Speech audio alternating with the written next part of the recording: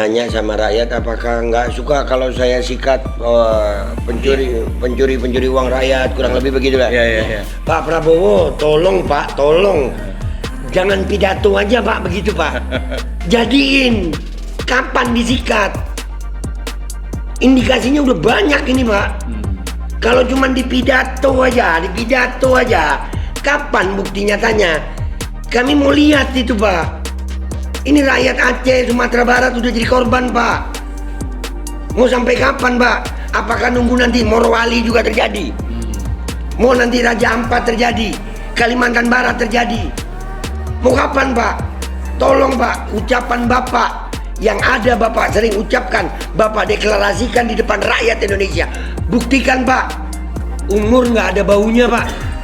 Bapak udah usia berapa? Bukan saya mau doakan mati, bukan. Tapi kita nggak tahu umur.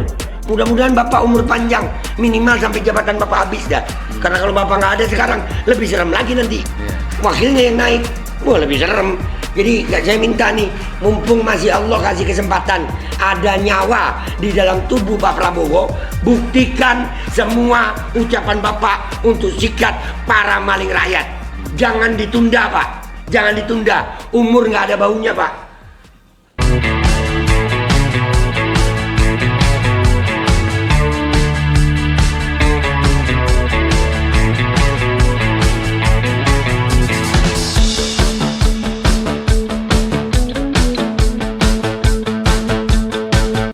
Assalamualaikum warahmatullahi wabarakatuh. Salam perjuangan, salam pergerakan sampai Indonesia terbebaskan dari penjahat dan penjajah. Ya. Kita punya tamu yang tentu kalian rindu, yaitu Bang Babe Aldo. Saya tidak ngerti apakah selama ini memang mengungsi, ya, atau dia masuk ke gua apa namanya, yang para pemuda masuk ke gua itu gua apa namanya? Gua Hira. Bukan. Gua apa itu? Al-Kahfi. Karena pada saat itu para pemuda tidak sanggup melihat para penguasa yang zolim, yang luar biasa jahat, kemudian dia mengungsi ke sebuah goa. Apakah Bang Aldo tahu nongol ya? Dan ingin melakukan perjuangan bersama, karena walaupun dari goanya nampaknya mendengar bahwa di Jakarta, di seluruh negeri kita ini sedang pada berteriak tangkap Jokowi, adili Jokowi, tangkap Gibran, adili Gibran dan sebagainya. Mungkin beliau tidak tahan juga. Tapi malam ini beliau menggandeng seorang teman namanya Pak Iskandar Tanjung ya. Iya, betul. Tentu ada yang akan diungkapkan yang mungkin bisa kita terkaget-kaget juga ya. Kita akan tentu mengurai itu, tapi saya mengucapkan terima kasih nih kepada YouTuber yang banyak sekali. Mungkin karena tahu temennya ada hadir ke Jakarta, pada nongol semua. Saya nggak bisa sebutkan satu persatu, tapi tokoh-tokohnya ini ada Bang Basit, ada Bang Dul Duance, ada Pak Arif, ada Bang Hardi, ada Adit, banyak lagi saya tidak sebutkan. Tentu bersama-sama ingin tetap menyelamatkan yang sebagaimana diteriakkan di 212, tangkap penjahat dan tangkap penjajah. Saudara sekalian, ada satu persoalan yang sangat penting dan tentu tidak akan henti-hentinya, sebagaimana kita kaget-kaget kemarin ada ditemukan suatu bandara ilegal Morowali gitu ya. Dan tentu masih banyak lagi. Namanya kita punya pemimpin orang yang jahat ya, dan diindikasikan dengan kepalsuan ijazahnya yang sudah digunakan untuk menjadi presiden, dan rakyat sudah mafhum tentang ijazah itu ya, dan tetap diperjuangkan, dilawan oleh para gerombolan-gerombolan yang merupakan mungkin gerombolannya tidak lebih bagus juga dari si pemilik ijazah tersebut. Nah, ada satu lagi tadi saya sampaikan, penemuan ya, sebagaimana kita juga terkaget-kaget, ternyata di Raja Ampat itu tambang dikuasai oleh istri dari mantan presiden ya, kemudian oleh seorang menteri, dan kali ini Bang Iskandar akan membawakan menyampaikan satu berita, dan tentu sudah melalui proses, kalau tidak salah tadi sudah mendatangi ESDM ya. Ya. Dengan ESDM. Bang Iskandar ini termasuk salah satu aktivis atau malah ketua, saya nggak tahu, dari BAPAN, Badan Pengelola Aset Negara, ya, yang menyampaikan ada satu tambang atau eksplorasi ilegal, yaitu berupa boksit ya. Ini tidak boleh dianggap biasa ya, karena inilah satu proses rangkaian masyarakat, bangsa Indonesia, rakyat Indonesia ingin meminta kepada Presiden tangkap dan adili Jokowi itu. Mungkin sementara saya berharap kita semua sudah kangen dengan cuap-cuap dari Bang Abe. Aldo. Silakan Bang Abe. Ya, alhamdulillah, terima kasih nih Om Lim dan semuanya rekan-rekan YouTuber yang meliput podcast kita kali ini. Ya. Sebenarnya Om Lim, saya bukan ke gua. Enggak, saya cuman memang kebetulan orang tua saya sudah di masa tuanya, jadi saya mendekat kepada beliau. Masya Allah, untuk berbakti kepada beliau. Mudah-mudahan beliau umur panjang, sehat afiat. Nah, kemarin saya datang ke Jakarta untuk reuni 212. Nah, kebetulan saya dengan Bang Iskandar Tanjung ini sudah lama berkawan, bersahabat, dan kami memang memperhatikan masalah-masalah yang terjadi kepada masyarakat Indonesia, khususnya di daerah.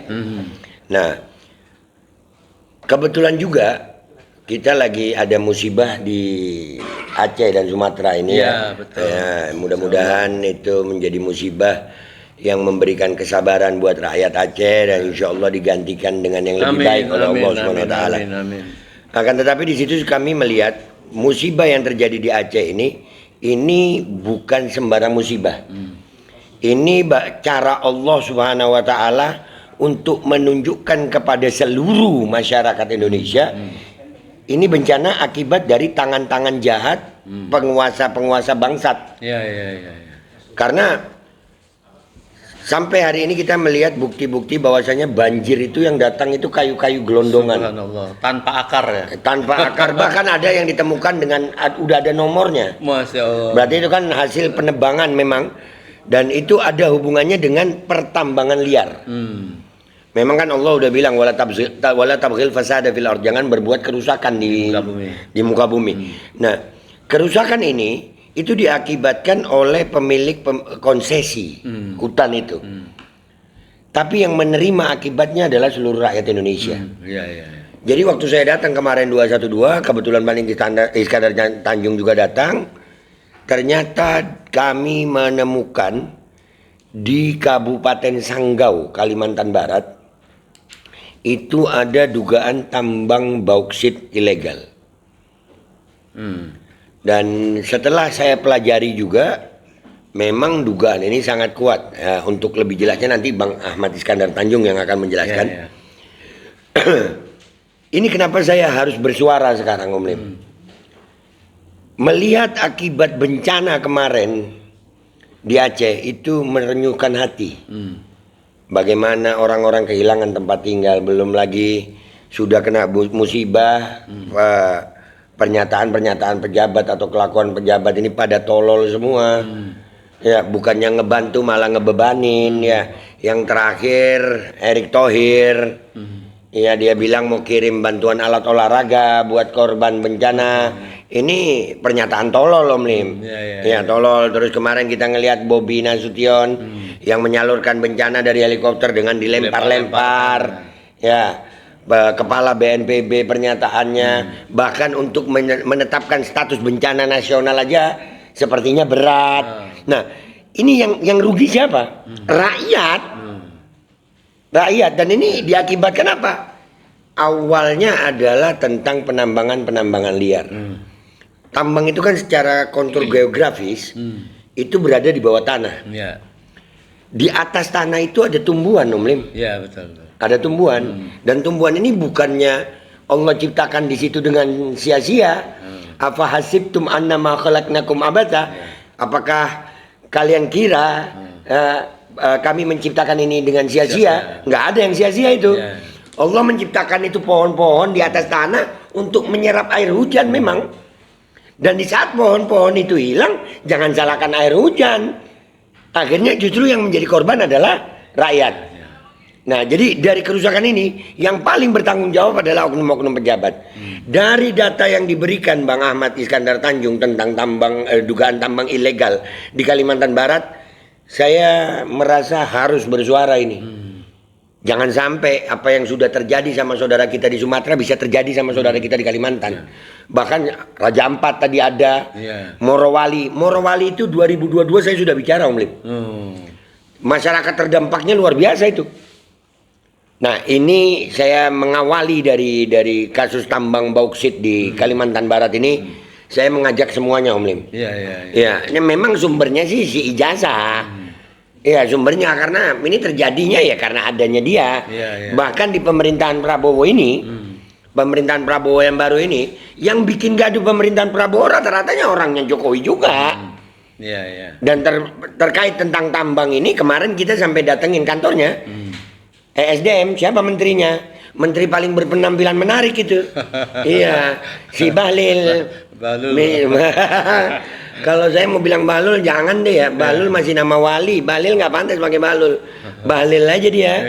Ya. Nah, ini masyarakat harus kita sadarkan. Dan kita akan menekan pejabat yang punya kewenangan terkait. Hentikan proses itu. Proses hukum orang-orang ini. Tambang di Kalimantan Barat ini di Sanggau itu sudah beroperasi dari 2008. Kebayang nggak itu kerusakannya gimana? Yang diduga ilegalnya Om Lim dari tahun 2023. Tambang itu kan bukan kecil Om Lim. Itu sama seperti kayak nikel apa segala itu. Bauksit dia bauksit. Bayangkan aja ya, dengan tambang yang sebesar itu, masa iya gubernur kagak tahu? Masa iya Kapolda kagak tahu? Bahkan kami curiga, bukan menuduh, curiga boleh dong. Ya, jangan-jangan Kapolda Kalbar juga ikut bisnis di situ. Jangan-jangan Gubernur Kalbar juga dapat jatah di situ. Jangan-jangan Bahlil juga ngambil jatah di situ. Itu yang terjadi di Babel kan seperti itu. Nah, bisa jadi. Nah, ini perlu adanya penyelidikan. Penyidikan dan penyelidikan. Makanya sekarang saya bersuara lagi ini Om Lim dan saya janji tidak akan berhenti bersuara untuk masalah ini karena ini sudah menyangkut masa depan bangsa Indonesia. Ini tidak terkait dengan politik sebetulnya. Akan tetapi langsung bencananya ini ke rakyat. Walaupun orang politiknya memang tolol. Tolol Om Lim. Saya pakai kata tolol, nggak pakai akhlak saya sama mereka. Ya, rakyat kena musibah aja mereka masih bisa berbuat yang tolol-tolol kok. Jadi jangan sampai rakyat Indonesia merasakan musibah seperti yang ada di Sumatera dan Aceh ini, Om Lim. Begitu, baik. Om Lim. Saya bisa menyadari kegelisahan dari karena kalaupun ilegal ya, tetapi misalnya dilakukan bersama penguasa di sana, rakyatnya sejahtera, mungkin dampaknya tidak seperti marah itu. Tetapi sudahlah tahu bauksit itu kalau tidak salah satunya menjadi bahan aluminium ya, yang menjadi bahan sangat terpenting untuk pembuatan produk-produk begitu ya. Dan tentunya yang harus menikmati kan tentunya rakyat. Tapi oke lah kepada Bang Iskandar, alhamdulillah mungkin kepengen tahu kegiatan setelah pelaporan Bang Iskandar kan dari Bapan ya, Badan Pengelola Badan Penyelamat. Penyelamat, Masya Allah ya. Ini DPD ya? DPD. Dari DPD ya. Silakan Bang Iskandar. Oke, Om Lim. Perkenalkan saya Ahmad Iskandar Tanjung. Saya sebagai Kepala Badan Advokasi Penyelamat Aset Negara. Di sini ada akte notaris, Menkumham, bahkan berita negara. Iya. 2 bulan yang lalu, DPD Kalimantan Barat mengajak ketemu di Jakarta. Memberitahukan kepada saya agar dibantu ke Menteri SDM, ke tempat si Bahlil. Iya. Di sana kami ketemu dengan Gakumnya. Dia didampingi dari DPD-nya? Iya, saya mendampingi beliau. Oh, mendampingi ya. Mendampingi DPD Kalimantan Barat di Jakarta. di Kementerian SDM Gabon, saya ketemu dengan Pak Teo. Pak Teo waktu itu sudah pernah mendatangi ke Kabupaten Kapuas, Provinsi Kalimantan Barat, tentang boksit.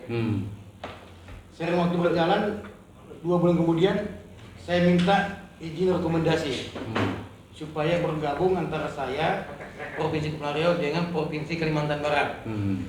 Kenapa demikian?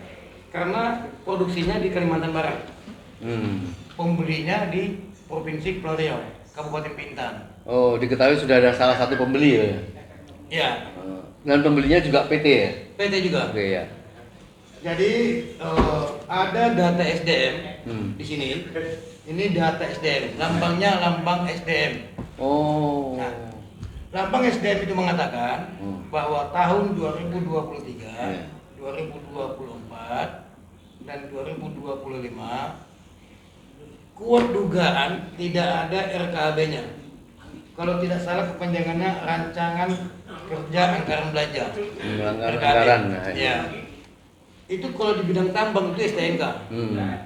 Kalau RKAB-nya tidak ada, sudah jelas dana pasca tambang dan dana jaminan reklamasi itu tidak ada.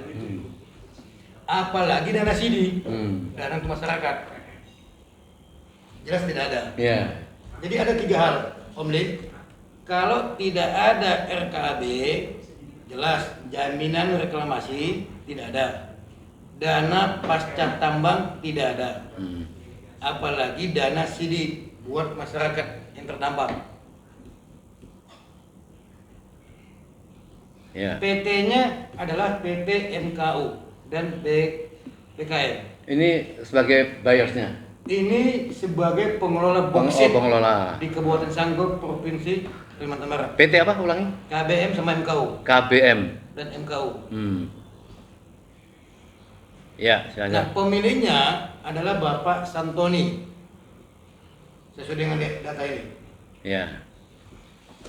Kemudian setelah beroperasi, ini boksitnya dijual ke Bintan, ke PT Bay. Nah, di PT Bay itu Bintan. Ini Bintan ya. Iya. Di PT Bay itu pemiliknya sahamnya Pak Tony juga, Pak Santoni. Oh. Jadi yang produksi dia, pembelinya dia. Yang bikin saya bingung, kenapa Sah Bandar KSOP memberikan izin olah gerak kepada tongkang tersebut? Karena RKAB-nya nggak ada, Om nih. Kalau RKAB tidak ada, Sah Bandar tidak bisa memberikan izin. Itu yang pertama. Yang kedua, SDM pemerintah Provinsi Kalimantan Barat. Ini kemana kok diam? Apalagi penegak hukumnya, Polda Kalimantan Barat. Ini kemana? 3 instansi ini kok tutup mata gitu loh, Om nih. Penegak hukum Polda Kalbar, Sah Bandar Kalimantan Barat, dan SDM Kalimantan Barat. Waktu saya investigasi di Kabupaten Sanggau, ini luasnya bukan main, sangat luas. Kelihatan ada alat-alat besar beroperasi sana begitu? Lengkap semua. Kapal tongkangnya ada, tugboatnya ada, alat-alat beratnya ada, semuanya lengkap. Apakah mungkin dengan seluas mata memandang itu pemerintah tidak tahu, penegak hukum tidak tahu, apalagi Sah Bandar? Jadi keresahan masyarakat sudah cukup lama dong? Ya. Jadi kalau saya hitung dengan tim saya DPD Kalimantan Barat, ini dugaan kerugian negara ratusan miliar bahkan triliunan karena ini tambang.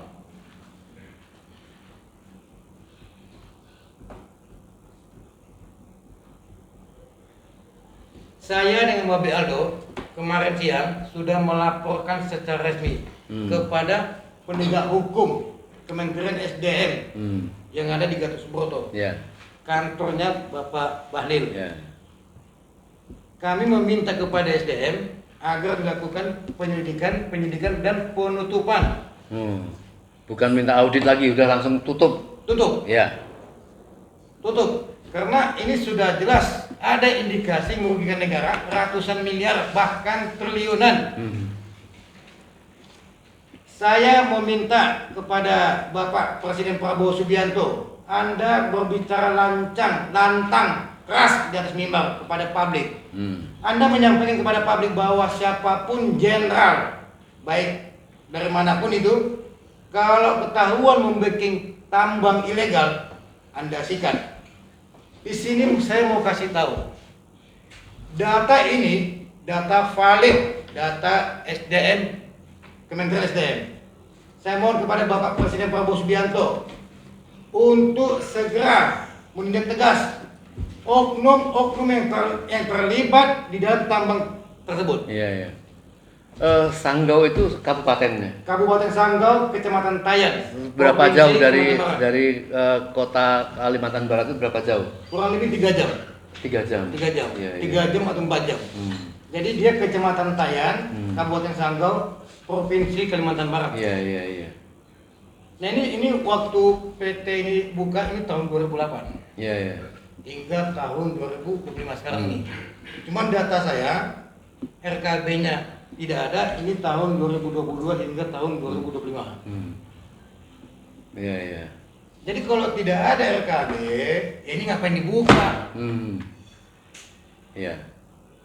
Kalau nanti tambangnya sudah habis, PT-nya sudah habis mengelola, mana dana pasca tambangnya? Dana rebusasi, penghijauan kembali. Iya. Habis kekayaan alam. Makanya ada jaminan reklamasi, ada namanya dana pasca tambang. Apabila nanti boxingnya sudah habis, inilah buat rebusasi, penghijauan. Iya. Seperti itu kemudian. Ya, baik. Ini saya kira data awal yang disampaikan dua orang sahabat saya yang tercinta ini ya, Bang Abedaldo dan Bang Iskandar. Dan tadi Bang Iskandar sudah langsung berteriak, Bapak Presiden, ya, ingin menangkap pencuri-pencuri, dan sekarang dilaporkan tentang salah satu sudah dari sekian banyak dari masyarakat, ini adalah di Sanggau, sebuah kabupaten yang ternyata terkandung sebuah bahan boksit ya. Dan ini tentu mengapa diprotes, karena memang beliau tadi mengatakan bahwa pemiliknya itu salah satu PT dan pembelinya PT itu juga. Ini kan luar biasa. Ini bukan pencurian 3, 4, 5 gelondong kayu ya. Ini adalah sebuah alam yang diobrak-abrik milik rakyat dan tidak adil kepada rakyat, tentu kepada negara. Tentunya setelah ada pemberitaan secara awal ini, saya yakin andai kata Pak Prabowo, Bapak Presiden betul-betul mau menegakkan, menangkap pencuri-pencuri ini, mestinya besok sudah ada satu tinjauan di lapangan. Ya. Benar Kak yang dikatakan oleh Bapak Iskandar. Ya. Dan ini sangat penting sekali untuk menegakkan hukum ya. Jadi beliau bahkan meyakinkan ini sudah tidak perlu berkepanjangan. Kalau penelitian kemudian melakukan di audit dan sebagainya itu iya. Tetapi kalau sudah jelas-jelas seorang pencuri, itu yang penting dia ditangkap dulu dan ditegakkan hukum dulu dan dihentikan ya, kegiatannya ya, sampai betul-betul memang negara menguasai, kemudian membuat suatu keadilan bahwa itu akan masuk pada kas negara misalnya. Jadi ini sangat penting sekali ya, karena menjadi penting bagi kepala negara, kepada negara, melihat orang-orang yang terlalu miskin di Indonesia ini, yang mempunyai apapun kita ini. Sekarang bencana yang terjadi di Sumatera Barat, di Aceh, katakan Bang Babe Aldo tadi. Coba bayangkan, mereka masih, para pejabat mengatakan ini belum standar menjadi musibah nasional. Masya Allah. Apa artinya itu? Apakah maksudnya negara tidak perlu turun tangan dulu memberikan bantuan karena ini belum bencana nasional? Beginikah ya? Mungkin saya persilakan Bang Babe Aldo mau menambahkan karena saya tadi baru pembukaan. Silakan Bang Babe Aldo. Ya, saya mau nambahin ya Bang. Tadi itu kan ada mestinya kalau sesuai dengan prosedur itu ada dana pasca tambang. Dan Ada dana reklamasi untuk penghijauan kembali kan. Ya. Andai kata ada itu pun, itu saya yakin juga masih dikorupsi lagi gitu. Iya, orang kalau udah klepto itu kan penyakit maling tapi kecil ya. Ini klepto kakap ini. Jadi yang resmi, saya mau husnuzon atau sangka baik pejabat sama pejabat Indonesia ini gimana? Dana haji aja dikorupsi, ibadah aja dikorupsi, apalagi dana tambang. Jadi emosional kita memang terkuras, Om Lim. Dengan kelakuan oknum pejabat-pejabat bangsat ini. Dan saya minta maaf kepada seluruh rakyat Indonesia. Saya menggunakan bahasa yang kasar karena bagi saya, untuk para pejabat yang makan dari uang rakyat, masih merampok rakyat, masih membuat bencana kepada rakyat, tidak layak mendapatkan bahasa-bahasa yang tutur budi pekerti yang baik. Nggak ada, nggak berhak mereka. Tapi cukup tepat Bang, karena dikatakan bahwa kalau kepada seseorang kita boleh mendulukan husnudzon. Iya. Tapi kalau pada pejabat, kepada penguasa, kita bisa mendahulukan suudzon sampai benar-benar tidak ditemukan kejahatannya. Nah ini bagaimana nggak ditemukan? Sampai-sampai karena mereka mungkin merasa terlalu punya kuasa menutupi kejahatan mereka, akhirnya alam yang membongkar kejahatan mereka. Masya Allah. Alam yang sedang membongkar kejahatan mereka. Allah turunkan itu air untuk membawa bukti-bukti tentang pembalakan-pembalakan liar yang ada di Sumatera. Kayu-kayu itu Allah bawa turun dengan airnya. Yang jadi korban rakyat, Om Lim. Jadi saya pengen insya Allah dari podcast ini nggak terakhir saya mau podcast, mau bersuara ini. Saya mau mengajak semua rakyat untuk sama-sama. Hei rakyat, sadar kalian lagi mereka makan gaji dari uang rakyat. Alam dirampok. Ya, oleh oligarki jahat. Di mana pasal 33 itu? Ini nggak ada. Nggak ada. Itu tadi kan PT-nya yang menambang PT itu, yang membeli PT ini, tapi yang punya satu. Yang punya satu orang namanya. Si Santoni ya kan? Saya cari-cari nama Santoni itu, nemu saya. Iya, dia pernah diusir dari DPR waktu rapat. Presentasi saham Nah. 100 triliun. Nah, Bapak Santoni ini pernah diusir DPR waktu rapat sama DPR pernah. Nah ini kan oligarki yang seperti ini, apakah mereka akan memikirkan rakyat, Om? Enggak. Jadi tapi insya Allah ini jadi awal perjuangan buat kita. Ya kita bukan disuruh angkat senjata sekarang, tapi minimal kita bisa angkat suara, menyampaikan yang hak. Mau menang mau kalah kita nggak tahu.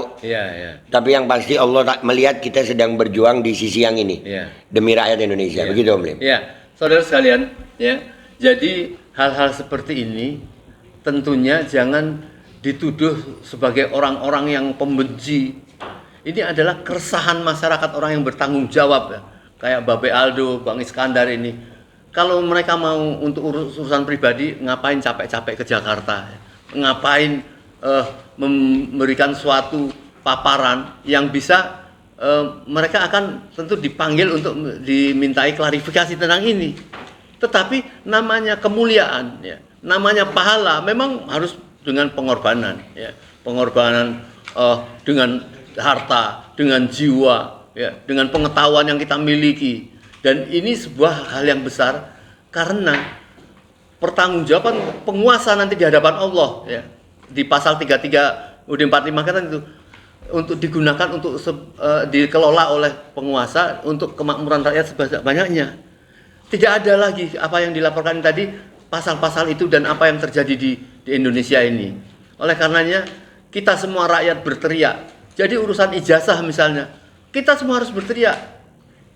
Sesuatu ijazah yang sudah digunakan untuk memenangkan dia, ternyata dipahami bahwa itu ijazah yang boleh dikatakan bermasalah atau palsu gitu. Ini sesuatu yang tidak sederhana. Oleh karenanya kami mungkin agak memperuncing Pak Iskandar tentang keresahan masyarakat dan apa mestinya yang harus dituntutkan atau dilakukan oleh ketidaktanggungjawab para penguasa di lokal sana, Bang Iskandar. Ya, Om Lim, Saya tinggal di Provinsi Kepulauan Riau. Saya tidak ada hubungannya dengan Kalimantan Barat. Apalagi khususnya Kabupaten Sanggau.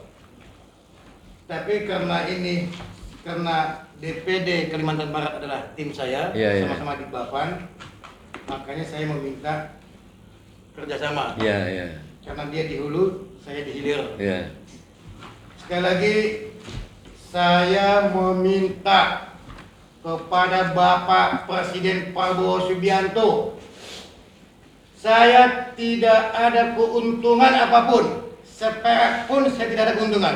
Bahkan saya memakai dana pribadi, Batam Kalimantan, Kalimantan Jakarta, Jakarta Batam.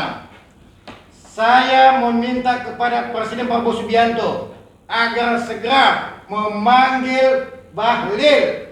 Kenapa data RKAB dari SDM ini bisa lolos? Padahal ini data-data resmi. Data resmi dari Kementerian SDM yang mana sangat kuat indikasi RKAB-nya tidak ada. Dan anehnya lagi, penegakan hukum Kementerian SDM ini sudah turun ke Kabupaten Sanggau. Kenapa sampai saat ini masih berjalan? Ini sangat disayangkan ini. Kementerian SDM, kenapa kok kayaknya nih terkesan tutup mata? Gubernur juga, Gubernur Kalimantan Barat, apa dia nggak tahu? Sabandar juga, apa alasan Anda memberikan izin olah gerak kepada PT MKU dan KBM? Kemudian jajaran kepolisian Polda Kalimantan Barat, apakah Anda tidak tahu ada indikasi di daerah Anda yang mana tidak memiliki RKAB, diduga tambang ilegal boksit? Saya di sini meminta hukum dan keadilan. Kemungkinan besok saya dengan Babe Aldo akan membuat laporan resmi kepada Satgas PKH Kejaksaan Agung dan kemudian ke Istana Presiden. Itu pesan terakhir. Baik. Saudara yang berbahagia, kita tahu bahwa di dalam fikih Islam, di dalam fikih katakanlah itu ada seseorang yang dia mengambil meraih-raih sebuah ranting-ranting di hutan untuk makan dia, itu bisa dimaafkan dan bisa dipahami oleh Rasulullah Tetapi kalau dia sudah menebang kemudian menjadi kekayaan pribadi, ini sudah jelas pelanggaran. Banyak sekali orang-orang yang ditangkap hanya karena di sungai menyaring-nyaring untuk bisa dijadikan emas. Itu bisa dimaafkan. Tapi kalau dia sudah membongkar-bongkar, bukan lagi boksit ada namanya batu bara, tambang, dan itu terjadi. Dan Bapak Prabowo masih mentolerir terhadap menteri yang melakukan ilegal-ilegal seperti itu. Inilah yang menjadi teriakan Bang Iskandar. Harus ditangkap karena ini bukan pencurian untuk hidup makan perut dia. Ini sebuah PT yang sudah merekayasa, mengeksplorasi, kemudian pembelinya mereka sendiri. Ini kan pencurian yang di depan mata kepala kita sendiri. Sebagaimana perusahaan-perusahaan yang mengelola air, menyedot dari tanah kita, dari dalam bumi kita dan orang sana menjadi habis airnya dan uangnya tahu-tahu ada di PT Mississippi sana. Orang yang punya di situ dia ada. Ini kan luar biasa. Apakah ini tidak akan ditindak? Bagaimana kita akan meraih Indonesia lebih maju? Baik, penutup silakan Bang Ali. Saya kemarin tadi saya sempat lihat Prabowo kalau nggak salah di lokasi bencana itu nanya sama rakyat apakah nggak suka kalau saya sikat pencuri uang rakyat, kurang lebih begitulah. Pak Prabowo, tolong Pak, tolong jangan pidato aja Pak begitu Pak. Jadiin kapan disikat? Indikasinya udah banyak ini Pak. Kalau cuma di pidato aja, kapan bukti nyatanya? Kami mau lihat itu Pak. Ini rakyat Aceh, Sumatera Barat udah jadi korban Pak. Mau sampai kapan Pak? Apakah nunggu nanti Morowali juga terjadi? Mau nanti Raja Ampat terjadi? Kalimantan Barat terjadi? Mau kapan Pak? Tolong Pak, ucapan Bapak Yang ada Bapak sering ucapkan, Bapak deklarasikan di depan rakyat Indonesia. Buktikan Pak, umur nggak ada baunya Pak. Bapak udah usia berapa? Bukan saya mau doakan mati, bukan. Tapi kita nggak tahu umur. Mudah-mudahan Bapak umur panjang, minimal sampai jabatan Bapak habis dah. Karena kalau Bapak nggak ada sekarang, lebih serem lagi nanti. Wakilnya yang naik, wah lebih serem. Jadi saya minta nih, mumpung masih Allah kasih kesempatan, ada nyawa di dalam tubuh Pak Prabowo, buktikan semua ucapan Bapak untuk sikat para maling rakyat. Jangan ditunda Pak, jangan ditunda. Umur nggak ada baunya Pak. Pagi kita masih bisa makan enak, malam sudah tiada. Lihat itu bagaimana korban bencana Sumbar. Apakah hanya mereka yang bisa kena musibah? Tidak, kita semuanya bisa kena musibah. Bahkan kematian tidak menunggu bencana Pak. Kepleset di kamar mandi juga mati Pak. Itu aja. Buktikan Pak Prabowo sebelum ajal menanti. Terima kasih. Iya. Bapak Presiden yang terhormat, ya apa yang disampaikan Babe Aldo, Bang Iskandar, nampak ada kepercayaan dan harapan kepada Bapak Presiden. Mengapa berteriak Pak Presiden, Pak Presiden? Tetapi masyarakat yang saya tidak ngerti, mereka nampaknya melihat bahwa Pak Prabowo itu tidak berani sama Jokowi. Ini yang jadi masalah. Yang bermasalah ini adalah menteri-menteri warisan dia dan nampaknya memang harus menjaga dia. Jadi ini yang diharapkan keberanian Bapak tanpa pandang bulu ya. Tadi sudah menyebut-nyebut Bahlil dan sebagainya. Ini sudah disebutkan dari masyarakat pelosok sana ya. Bukan saja kejahatan terhadap aktivitas dan kebijakannya, kalau itu sebuah kebijakan ya, sempat saja menjadi memalsukan juga ijazah ya. Ya, seolah lulusan doktor dari UI begitu dia langsung besoknya ditindak sama UI. Nah inilah untuk menjaga kemuliaan negeri kita dibutuhkan keberanian, kejujuran dan bukan omon-omon kata Bang Aldi kepada Bapak Presiden. Mumpung masyarakat ini sekarang ini masih punya harapan dan berharap kepada Bapak. Ya. Semoga rakyat kita tergembirakan ya. Jangan sampai kita mempunyai semua apa yang tidak dimiliki oleh negeri-negeri lain. Kita ini seperti ngemis-ngemis, seperti ayam yang dia lapar di atas lumbung padi. Ini kan berbahaya sekali. Dengan ungkapan pada malam hari ini, semoga menjadi harapan-harapan kebaikan kita ke depan. Dan kita bisa mendampingi kalau mau. Mereka berdua ini akan tetap melaporkan kemana besok, Bang? Ke Satgas PKH Kejaksaan Agung. Ya. Jadi ini yang harus ada keberanian dari daerah-daerah manapun yang melihat ada pencurian ya. Yang kemarin di Wadas pun juga belum selesai.